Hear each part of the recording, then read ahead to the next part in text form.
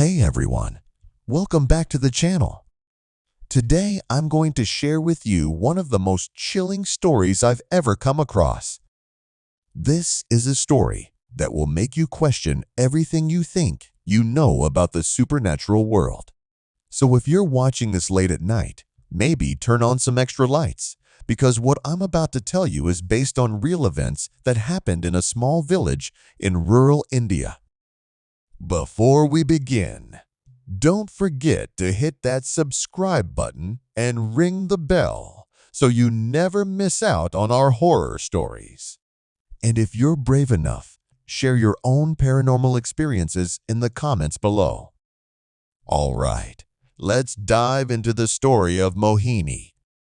This story takes place in a village called Raat, nestled deep in the mountains, where the mist never really clears and the forests are so dense that sunlight barely touches the ground.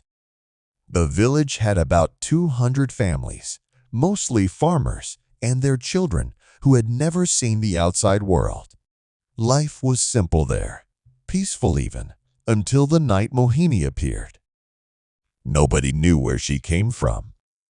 Some say she emerged from the old abandoned temple at the edge of the forest, the one that had been sealed for generations because of the dark rituals that once took place there. Others claim she was summoned by a desperate man who had lost everything and wanted revenge on those who wronged him. But the truth, as I discovered from the old village records and testimonies, was far more terrifying than anyone could have imagined. It all started on a full moon night in the month of October. The air was unusually cold for that time of year, and the dogs in the village had been howling for 3 nights straight. The elders knew something was wrong. They remembered the stories their grandparents told them about the last time the dogs howled like that, about 70 years ago, when the village had faced a curse that took 20 lives before a powerful tantric managed to contain it. Rahul was a 25-year-old man who worked in his father's shop during the day and spent his evenings with his friends at the village square. He was engaged to Priya, the most beautiful girl in the village, and they were supposed to get married in 2 months. Life was perfect for Rahul until that fateful night when he decided to take a shortcut through the forest to get home. The path through the forest was rarely used anymore. Most people avoided it after sunset because strange things happened there. Lights would flicker between the trees, voices would call out names, and some people reported seeing shadows that moved against the wind. But Rahul was running late, and he didn't believe in superstitions. He thought all those stories were just old wives' tales meant to scare children. As he walked deeper into the forest, his phone's flashlight cutting through the darkness, he heard something. It was a woman's voice, soft and melodious, singing an old folk song that his grandmother used to hum.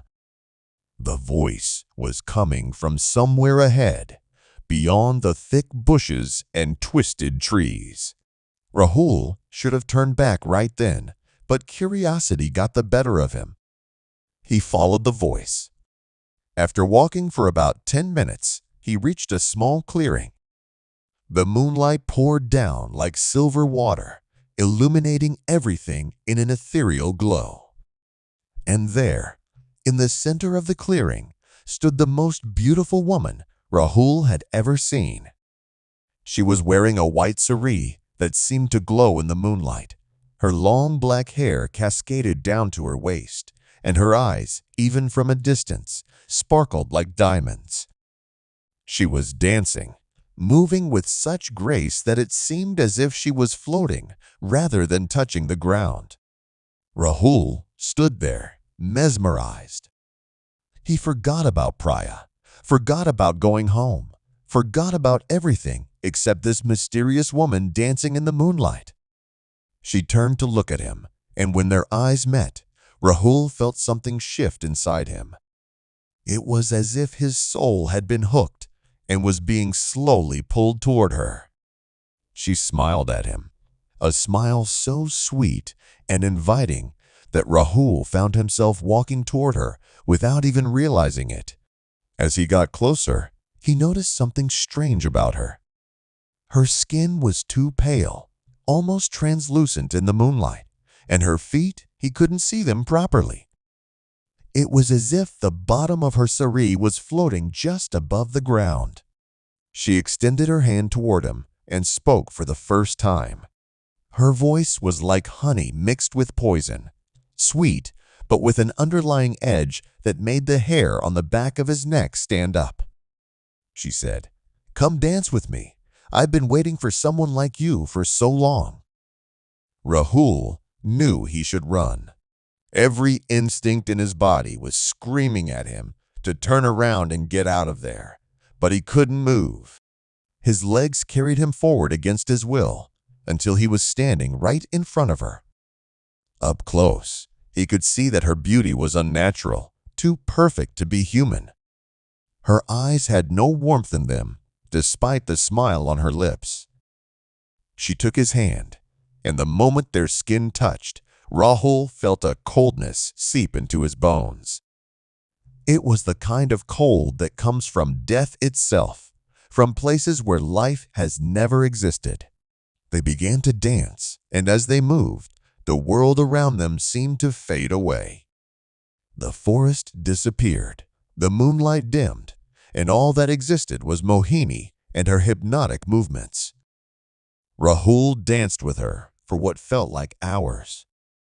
His body was exhausted, his feet were bleeding, but he couldn't stop. Mohini's grip on his hand was like iron, and her eyes never left his. She sang as they danced, songs in languages Rahul didn't understand, songs that spoke of ancient times, of rituals and sacrifices, of souls trapped between worlds. Finally, as the first light of dawn began to break through the trees, Mohini released him. Rahul collapsed to the ground, gasping for air, his whole body shaking. When he looked up, Mohini was still standing there, but now he could see her true form. Her beautiful face was melting away like wax, revealing something beneath that was neither human nor animal. Her eyes had turned completely black, and her mouth had stretched into an impossibly wide smile, showing rows of sharp teeth. She leaned down close to his ear and whispered, "You are mine now. Every night, when the moon rises, you will come back to me.